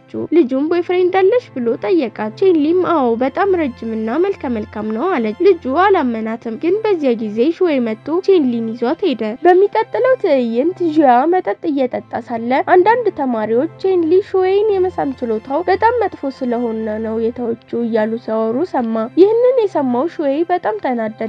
ይህ በእንዲህ እንዳለ ቼንሊ ለመብላት ስትሄድ ሁሉም ተማሪዎች እሷን እየተመለከቱ ነበር። ወደ ጂያ ቀርባ እንደገና ስለኔ ወሬ ዘርተሃል ብላ ጠየቀችው። ጂያ አይደለም ግን የሹዌ የመሳሳም ችሎታ በእውነት መጥፎ አይደለም ብሎ መለሰላት። ቼንሊም ማን ያለው ብላ ጠየቀችው። ሹማውም የመሳሳም ችሎታው በእርግጥ መጥፎ ነው ብላ ጠየቀቻት። ቼንሊ በጭንቀት አይደለም ማለት። በዚህ ጊዜ ክፍል ተወካዩ መጥቶ ሹማውን ሲያይ ፈርቶ ሮጠ። በሚቀጥለው ትዕይንት ተወካዩ ቃለ መግዛት በሱቅ ውስጥ እያለ ሹማው መታ ለገዛቸው እቃዎች ከፈለችለት። አብረው ሲሄዱ ተወካዩ በዚያ ቀን ችግር ለመፍጠር አስቤ አልነበረም፣ ለማካካስ ስል ሻምፖ አመጣልሻለሁ እባክሽ ይቅር በይኝ አላት። ሹማው ልትናገር ስትል ተወካዩ እንደገና ፈራ፣ ግን ይቅርታ አድርጋለት ሄደች። ተወካዩም ደስ ብሎት ተረጋጋ። አሁን ተወካዩ ሹማውን ወደዳት። ሹማው ምን አይነት ወንዶችን ነው የምትወደው ብሎ የክፍል ጓደኛውን ጠየቀው። የክፍል ጓደኛው ጂያ እሷ ብዙ የፍቅር ታሪክ መጽሐፎችን ስለምታነብ እንደ ወንዶቹ ጀግኖች አይነት ወንዶችን ትወዳለች ብሎ መለሰለት። ይህንን የሰማው ተወካዩ ወደ ቤተ መጻሕፍት ሄደ። ሹማውም እዚያው ነበረ። ጀግና መስሎ ሊቀርባት ቢሞክርም ስትስቅ ያያት ልጅ ሹማው ሳትሆን ሌላ ሰው እንደሆነች ተረዳ። በዚያ ጊዜ ሹማው አየችውና መልካም እድል ብለው ሄደች። በኋላ ተወካዩ ወደ ቅርጫት ኳስ ሜዳ ሄደ። ሹማውን ሲያይ የኳስ ተጫዋች ለመምሰል በመሞከር ኳሱን ወደ እሷ ወረወረባት። ሹማውም መልሳ ኳሱን ራሱ ላይ ወረወረችበት። በኋላ ሹማው ስልክ ስታናገር ተወካዩ ቀረብ ብሎ ሽቶ ይረጫታል። ይህንን ስትመለከት ሹማው ለጓደኛዋ ዛሬ ተወካዩ ምን እንደሆነ አላውቅም አለች። ወደ ክፍል ሲመጣ ቼንሊ ዛሬ ምን ያህል ቆንጆ እንደሚመስል ለሹማው ትነግራታለች። ሹዌ ወደ እሷ ቀርቦ አጠገቧ ተቀመጠ። ቼንሊም ትናንትና የት ነበርክ ብላ ጠየቀችው። ሹዌም የምሰራው ስራ ስለነበረኝ መምጣት አልቻልኩም ሲል መለሰ። በዚያን ጊዜ አንድ የፓርክ ፎቶ ከሹዌ መጽሐፍ ላይ ይወድቃል። ቼንሊ ጂያንግ የተባለችው ልጅ አብረው እንደነበረች ገምታ በጣም ታዝናለች። በማግስቱ ፈተና ላይ ቼንሊ ሹዌ ገና እንዳልመጣ አስተዋለች። መልእክት ልትልክለት ብትሞክርም መምህሩ ስልኳን እንድታስቀምጥ ነገራት። በፈተና ወቅት አንዲት ልጅ የማጭበርበሪያ ወረቀት ስታመጣ ጂያ ወረቀቱን ልትሰጪኝ ትችያለሽ ብሎ ጠየቃት። ልጅቷ ወደሱ ስትወረውርለት ወረቀቱ ትንሽ ርቆ ወደቀ። ሹዌ ለሹማው ወረቀቱን እንድታነሳለት ሲጠይቃት መምህሩ አያት። ሹማውን ለመጠበቅ ተወካዩ ወረቀቱን ያመጣሁት እኔ ነኝ አለ። ከዚህ በኋላ ሹዌ በመጨረሻ ፈተናውን ለመውሰድ መጣ። ፈተናው ሲያልቅ ሹማው ተወካዩ የት ነው ብላ መምህሩን ጠየቀችው። መምህሩም በማጭበርበር ምክንያት ከመጨረሻው ፈተና ታግዷል ብሎ መለሰ። ይህንን የሰማችው ሹማው በጣም አዘነች። ይህ በእንዲህ እንዳለ ሹዌ ከጂያንግ ጋር አብሮ ይታያል። ከአንቺ ጋር የፀሐይ መውጣትና ብሬ አይቻለሁ፣ ፊልም አይቻለሁ፣ እናም 3 ምኞቶችሽን አሟልቼልሻለሁ አላት። ጂያንግም ከኔ ጋር ጊዜ ማሳለፍ አያስደስትህም ብላ ጠየቀችው። ሹዌም በቃ በሰላም ልለያይሽ ነው የምፈልገው ብሎ ገለጸላት። ጂያንግም አንድ የመጨረሻ ምኞት አለኝ፣ የሙዝ ወተት ልታመጣልኝ ትችላለህ አለችው። ይህንን ሲሰማ ሹዌ ሊያመጣላት ሄደ። እሱ በሌለበት ጊዜ ቼንሊ ስትደውል ጂያንግ አነሳችውና የሙዝ ወተት ሊያመጣልኝ ሄዷል፣ ሲመለስ እንዲደውልልሽ እነግረዋለሁ አለቻት። የጂያንግን ድምጽ ስትሰማ ቼንሊ በጣም አዘነች። በሚቀጥለው ትዕይንት ቼንሊ መኝታ ክፍሏ ውስጥ ነበረች። ሁሉም የክፍል ጓደኞቿ ለበዓል ወደ ቤታቸው ሄደው ነበር። እሷ ግን ሹዌን እየጠበቀችው ነበር። በመጨረሻም ከሹዌ ታች እየጠበቅኩሽ ነው የሚል መልእክት ደረሳት። ሻንጣዋን ይዛ ወረደች። አብረው እየሄዱ ሳሉ ቼንሊ በዚህ ሁሉ ጊዜ ከጂያንግ ጋር ሆነ ስራ አለብኝ እያልከኝ ነበር አለችው። ሹዌም አዎ ብሎ መለሰ። ይህንን ስትሰማ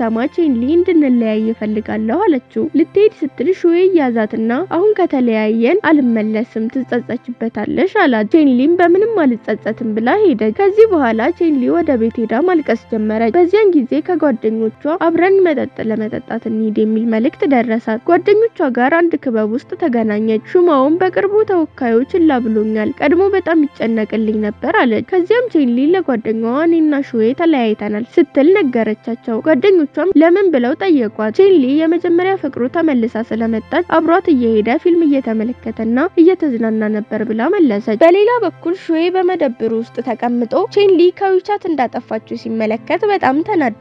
በማግስቱ ቼንሊ ወደ ድርጅቱ ስትደርስ የሹዌ ስራ አስኪያጅ ከሹዌ ጋር ተጣላችሁ እንዴ? በጣም ተናዶ ነበር፣ መልእክት ብትልኪለት ይረጋጋ ይሆናል ብሎ ጠየቃት። ቼንሊም ከዊቻት ላይ አጥፍቼዋለሁ ብላ መለሰችለት። ስራ አስኪያጁም ትምህርት ቤት ሊጀመር ነው፣ ፊት ለፊት ብታወሩ ይሻላል አላት። በሚቀጥለው ትዕይንት ስራ አስኪያጁ ሹዌን ከቼንሊን ጋር አንድ ጊዜ ልትገናኝ ይገባል ብሎ መከረው። ሹዌ ግን ሊገልጽላት ስሞክር አልሰማችም። አሁን ደግሞ ከዊቻት አጥፍታኛለች፣ ለምን ላገኛት ይገባል ብሎ ሄደ። ከዚያ በኋላ ትምህርት ቤት ተጀመረ። ተወካዩ ሹማውን እየጠበቀ ነበር። አንዲት ልጅ ሻንጣይን እንድትረዳኝ ትችላለህ ብላ ጠየቀችው። ተወካዩም አይ አንድ ሰው እየጠበቅኩ ነው ብሎ መለሰ። በዚያ ጊዜ ሹማው ስትመጣ ተወካዩ የሌላ ልጅ ሻንጣ ይዞ ሊሄድ ሲል ሹማው በጣም ተናዳ የራሷን ሻንጣው የረወረችበትና ሻንጣዬ ከሷ የበለጠ ክብደት አለው አለችው። ተወካዩም የሷን ሻንጣ አንስቶ ሄደ። በኋላ ቼንሊ በመኝቷ ክፍሏ ውስጥ ስትሆን አንዲት ልጅ ሹዌ ከታች እየጠበቀች ነው ብላ መጣች። ቼንሊ ወደ ታች ስትሄድ ሹዌ ሻንጣዋን ሊያደርስላት ብቻ እንደመጣ ምንም ሳይናገር እንደሄደ አየች። ትዕይንቱ ወደ ክፍል ተዘዋወረ። ሹዌ ከቼንሊ አጠገብ አልተቀመጠም። በዚህ ጊዜ ጂያንግ መታ ወደ ውጭ ሄደን እናውራ አለችው። ወደ ውጭ ሲሄዱ ሹዌ እዚህ እንዳትመጪ አልነገርኩሽም ብሎ ጠየቃት። ጂያንግም ወደዚህ ትምህርት ቤት ተዘዋውሬያለሁ፣ ወላጆቼ ወደ አሜሪካ እንደሄድ አልፈቀዱልኝም፣ ስለዚህ እዚህ ጨርሳለሁ ብላ መለሰች። ሹዌ ቼንሊ የሴት ጓደኛዬ ነች፣ ስለዚህ በመካከላችን ልትገቢ አይገባም ብሎ ከተናገረ በኋላ ሄደ። በሚቀጥለው ትዕይንት ሹዌ ወደ ቼንሊ ሄዶ አትለይኝ፣ ወደ ዊቻት መልሽኝ አላት። ቼንሊ ግን ተለያይተናል፣ ስለዚህ እባክህ ከኔ ራቅ ብላ መለሰች። ይህንን የሰማው ሹዌ ተናዶ እሺ ርቃለሁ አለ። በኋላ ላይ ቼንሊ ወደ ድርጅቱ ስትደርስ ዳይሬክተሩ ስራዋን ስላልወደደው በጣም ተናደደ። በዚህ ምክንያት ከስራ አሰናበታት። ቼንሊ አዝና ከድርጅቱ ወጣች። ስትወጣ እቃዎቿ ከእጇ ወደቁ። እናም ከትምህርት ቤቷ አንድ ልጅ ሊረዳት መጣ። ስሙን ሙንግ ብሎ አስተዋወቀ። ንድፎቿን ከተመለከተ በኋላ ስራሽ በጣም ጥሩ ነው አላት። ቼንሊም እሺ ካላስቸገረ ትይዛቸዋለህ ብላ መለሰችለት። ይህ በእንዲህ እንዳለ ሹዌ ቼንሊን እየፈለገ ነበር። በዚያን ጊዜ ግን ሙንግ ወደ ቼንሊ ቀርቦ አይስክሪም ሰጣት። ይህንን ያየው ሹዌ ቀንቶ ወደ ኋላ ሊዞር ሲል ቼንሊ አየችው። ሹዌ ግን ምንም ሳይናገር ሄደ። በሚቀጥለው ትዕይንት ቼንሊ ሹዌን በመንገድ ላይ ስታየው እሱን ለማስቀረት ወደ ሌላ አቅጣጫ ዞረች። በኋላ ላይ ክፍል ውስጥ ሹዌ ለመምህሩ ጥያቄ እየጠየቀ ሳለ ቼንሊ ዘግይታ ገባች። ሹዌ መጽሐፉን አነሳው። ይህም መምህሩ ቼንሊን እንዲያስተውላት አደረገ። ይህ ደግሞ የቼንሊን ስሜት ከሹዌ ጋር እንዲበላሽ አደረገ።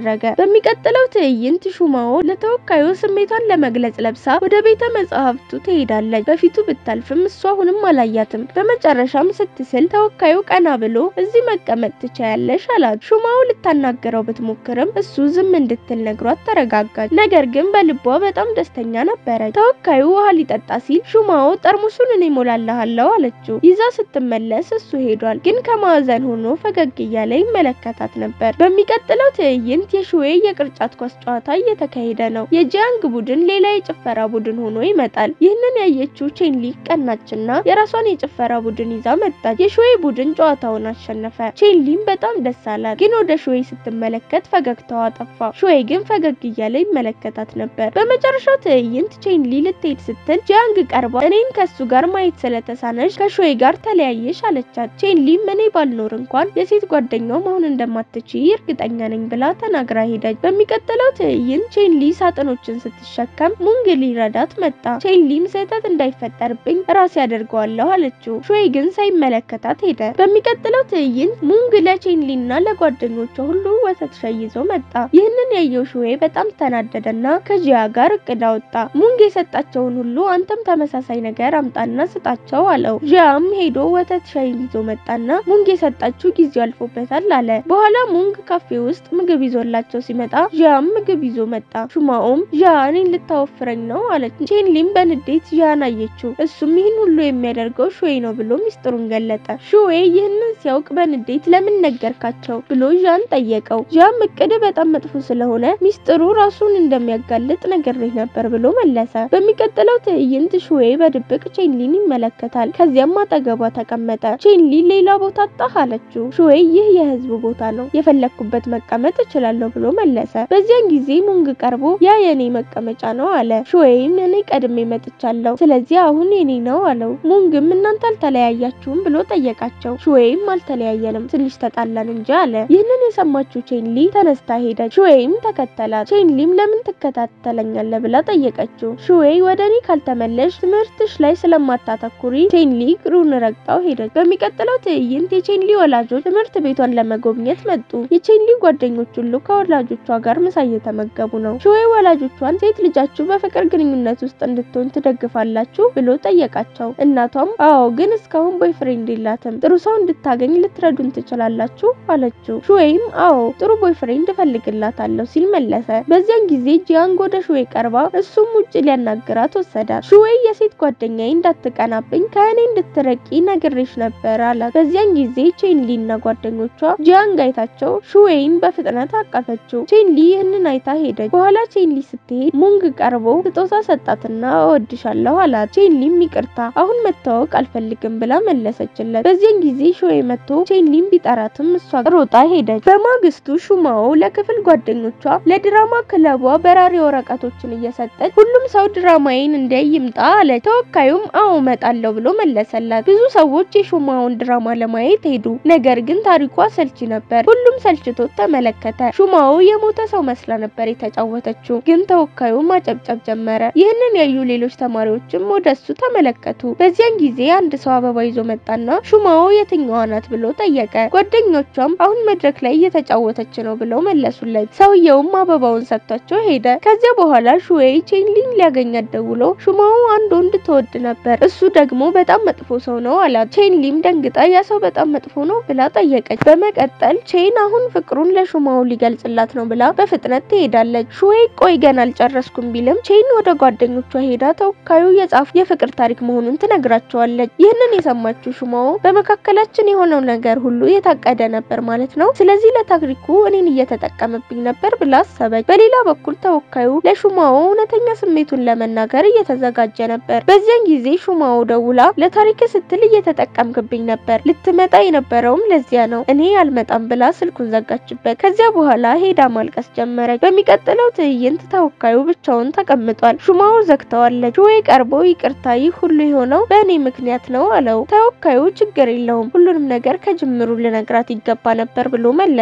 በሚቀጥለው ትዕይንት ሹዌ ሻወር ከወሰደ በኋላ ከአየር ማቀዝቀዣው ፊት ለፊት ቆሞ ቼንሊ እንድትጨነቅልኝ ጉንፋን ቢይዘኝ ብዬ ተስፋ አደርጋለሁ ብሎ አሰበ። ይህ በእንዲህ እንዳለ ሹማው ከጓደኞቿ ጋር እያለች ተወካዩ ቀርቦ ሁሉንም ነገር ልነግርሽ ፈልጋለሁ አላት። ሹማው ምንም መስማት አልፈልግም ብላ መለሰችለት። ተወካዩም እሺ ከእንግዲህ አላስቸግርሽም ብሎ ተናገረ። በተመሳሳይ ጊዜ ቼንሊ ከጓደኞቿ ጋር እየበላች ሳለ ሹዌ ከሩቅ ይመለከታታል። ቼንሊ እጇን አጣምራ እንደምትጸልይ ሆና እባክህ ይህ መጥፎ ድል ከፊቴ ይጥፋል።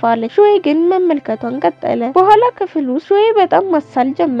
ቼንሊ ተጨንቃ ላናገር ፈልጋለሁ የሚል መልእክት ላከችለት። ሲገናኙም ታማሃል ብላ ጠየቀችው። ሹዌም አዎ ትንሽ ብሎ መለሰ። ከዚያም እባክህ እኔን መከተልህን አቁም ብላው መድኃኒት ሰጥታው ሄደች። ሹዌ በዚህ በጣም ተደስቶ ነበር። ይህ በእንዲህ እንዳለ ሹማው የተወካዩን ፖስት በግል ምክንያቶች የተነሳ ታሪክን መቀጠል አልችልም የሚል ተመለከተች። ሹማውም እኔ ከሌለሁኝ ታሪኩን እንኳን መቀጠል አይችልም ብላ አስተያየት ሰጠች። በኋላ አንዳንድ ተማሪዎች መቼ ነው ታሪኩን የምትጨርሰው ብለው ተወካዩን ጠየቁት። እሱም ምናልባት መቼም ብሎ መለሰ። ሲሄድ በአጋጣሚ ዛፍ ላይ ተጋጨ። በዚያን ጊዜ ሹማው ቀርባ ታሪኩን እንድትቀጥል አዛሃለሁ አለዚያ አልተውህም አለችው። ተወካዩም ከጻፍኩት ታነቢዋለሽ ብሎ ጠየቀ። ሹማውም እሱን እናያለን ብላ መለሰች። በኋላ ሹማው ከቼንሊን ጋር እያለች ተወካዩን አየችው። ይህንን የተመለከተችው ቼንሊ ብቻቸውን ትታቸው ሄደች። ሹማውም ሄዳ ጠገቡ ተቀምጣ የምትናገረው ነገር አለ ብላ ጠየቀችው። ተወካዩም አዎ ግን አሁን አይደለም ብሎ መለሰ። ሹማው ልትሄድ ስትል ተወካዩ ቆሞ ወድሻለሁ ብሎ ጮክ ብሎ ተናገረ። ይህንን የሰማችው ሹማው ጉንጩን ሳመችው። ተወካዩም መልሶ ሳማትና ሁለቱም ፍቅረኛሞች ሆኑ። በሚቀጥለው ትዕይንት ሹዌ በአዲሱ ድርጅት ውስጥ ብዙ ስራዎችን ለሰራ ለሰራተኞቹ ሲሰጥ 3 ሰራተኞች ከበፊቱ ስራቸውን ለቀው ወጡ። ሹዌይ ግን ለማስቆም አልሞከረም። በሚቀጥለው ትዕይንት ሹዌይ ከቼንሊን ጋር ሲሄድ ስለ ድርጅቱ ሁኔታ ይነግራታል። ምንም ትርፍ አላገኘንም፣ እንደውም እየጠፋብን ነው፣ ሰራተኞቼም ትተውኝ ሄደዋል አላት። ቼንሊን ስህተት እንደሰራ ካሰብ ይቅርታ መጠየቅ አለብህ፣ ይቅርታ ስትጠይቃቸው ይመለሳሉ ብላ መለሰችለት። ሹዌይም ተስማማ። ከዚያም ሹዌይ ሰራተኞቹን ጠርቶ በዚያ መንገድ ስላናገርኳችሁ ይቅርታ አድርጉልኝ፣ ከእንግዲህ ብዙ ስራ አልሰጣችሁም ብሎ ይቅርታ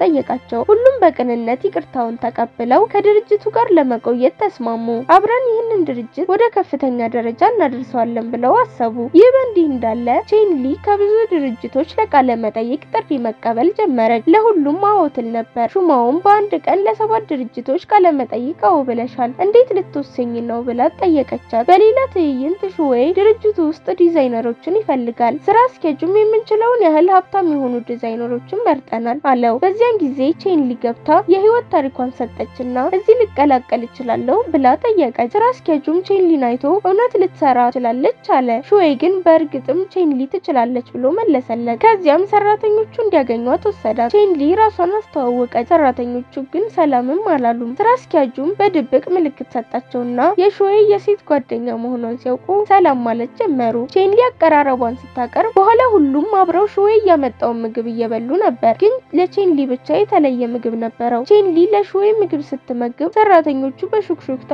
የወደፊት አለቃችን እሷ ትሆናለች አሉ። ከዚያ በኋላ ሹዌይ ቼንሊን ወደ ቤተ መጻሕፍት ወሰዳት። ምክንያቱም ማጥናት አቁማ ፈተና 1 ሳምንት ቢቀረውም በድርጅቱ ላይ ትኩረት ታደርግ ስለነበር ነው። ሹዌይን ያግዝሻለሁ ብሎ አስቀመጣት። ቼንሊ ግን ለቀጠሮ ነው የመጣነው ብለን አንተ ግን እዚህ መተህ እንድማር አደረከኝ ብላ ልትሮጥ ስትል ሹዌይ ካላጠናሽና ካልተመረጥ ሰዎች ያለ ዲግሪ ዲዛይነር ነሽ ይሉ ምን ይላሉ ብሎ ነገራት። ይህንን ስትሰማ ቼንሊ ለማጥናት ተስማማች። ይህ በእንዲህ እንዳለ ሹማው ከተወካዩ ጋር ታሪክ እያወሩ ነበር። ሹማው ለሁሉም የታሪክ ክፍሎች ምላሽ ትሰጥ ነበር። በአንድ ወቅት ተወካዩ ሲቀርባት አንድ ትዕይንትን አልወደደችውምና ያንን ትዕይንት አጥፋዋለችው። አንድ በአንድ የምትጠላቸውን ክፍሎች በሙሉ አስጠፋችው። ሹዌይ ቼንሊን ሲያስተምራት ማውራት አታቆምም ነበር። ሹዌይ ቀርቦ በጣም ታወሪያለሽ አላት። ቼንሊም ወዲያውኑ ዝም ብላ ከእንግዲህ አላወራም አለች። ሹማውም ታሪኩን ለመጨመር ጥሩ ሀሳብ እንዲያገኝ ብላ ከተወካዩ ጋር መተወኗን ቀጠለች። በመጨረሻም አንድ ንግግር ትዝ ሲላት ተወካዩ ምንም መጻፍ አልፈልግም አለ። ሹማውም ውሃ ይዛለት መጣችና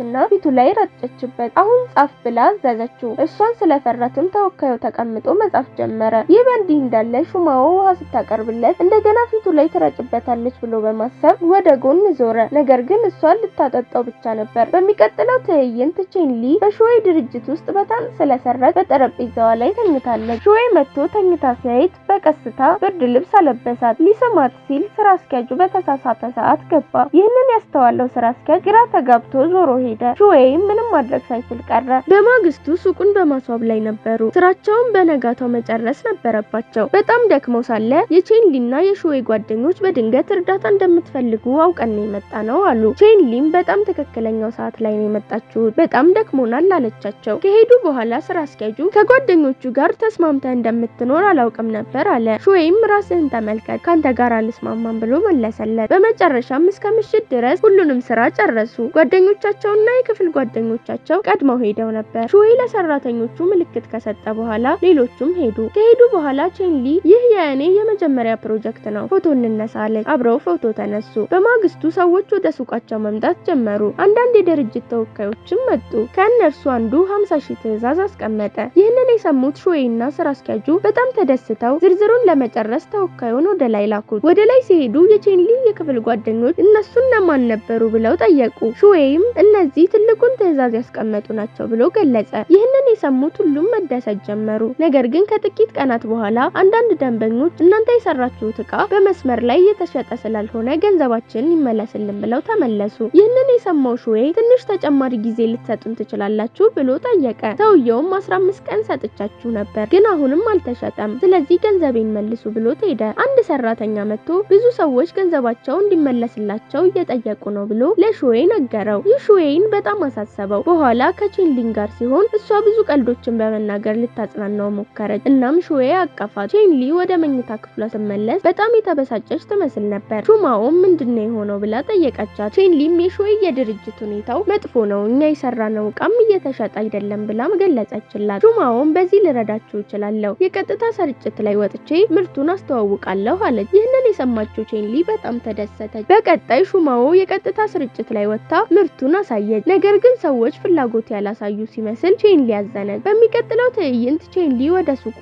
ኢንጂነር ይዛ መጣችና ለሹዌይ እሱ ቨርቹዋል ሪያሊቲ ኢንጂነር ነው፣ ሱቃችንን ላሳየው ፈለግኩ አለች። ከሄዱ በኋላ ስራ አስኪያጁ ቨርቹዋል ሪያሊቲ ምንድነው ብሎ ሹዌይን ጠየቀው። ሹዌይ በእነዚህ ቀናት የኦንላይን ትሬንድ ነው፣ ምናባዊነትን በመጠቀም ማስታወቂያ እንሰራለን፣ ይህም የምርቶቻችንን ሽያጭ ሊያሳድግ ይችላል ብሎ ገለጸለት። ማስታወቂያውን ከለጠፉ በኋላ የምርቶቻቸውን ሽያጭ መቆጣጠር ጀመሩ። ሰዎች ማስታወቂያውን እንደወደዱትና ሽያጫቸው በእጅጉ እንደጨመረ ሲመለከቱ በጣም ተደሰቱ። በሚቀጥለው ትዕይንት ከተለያዩ ቅርንጫፎች የመጡ ዳይሬክተሮች ከሹዌይ አባት ጋር ተገናኝተው የዚህን ወቅት ምርጥ ሽያጭ ማን እንዳደረገ ይወዳደራሉ። ሹዌይ አሸናፊ ሆኖ ወጣ። ከስብሰባው በኋላ ሲወጣ ቼንሊን ለማስጨነቅ አዘንተኛ ፊት አሳይቶ ነበር። ይህም ቼንሊ እንድትጨነቅ አደረጋት። ግን ከዚያ በኋላ አሸናፊ እንደሆነ ነገራት። ቼንሊ በደስታ አቀፈችው። እናም ሲያቅፋት የሹዌይ አባት መጣ።